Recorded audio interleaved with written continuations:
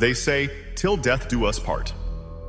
But for one eccentric man in the humid heat of 1930s Florida, the funeral was just the beginning of the honeymoon. Carl Tanzler was a radiology tech who became dangerously obsessed with a young tuberculosis patient named Elena de Hoyos. He claimed visions of his ancestors had revealed her face to him, that she was his destined bride. But despite his desperate medical attempts to save her, the sickness finally took her life. Carl refused to accept it. For 2 years, he visited her mausoleum every night, singing to her corpse. But visits weren't enough.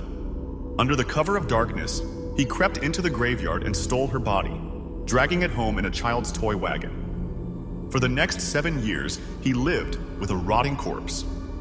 As she decayed, he rebuilt her like a human doll. He replaced her decomposing skin with silk soaked in wax and plaster.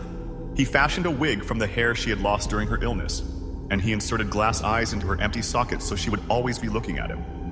He dressed her in jewelry and wedding gowns, filling the room with heavy amounts of perfume to mask the overwhelming scent of death.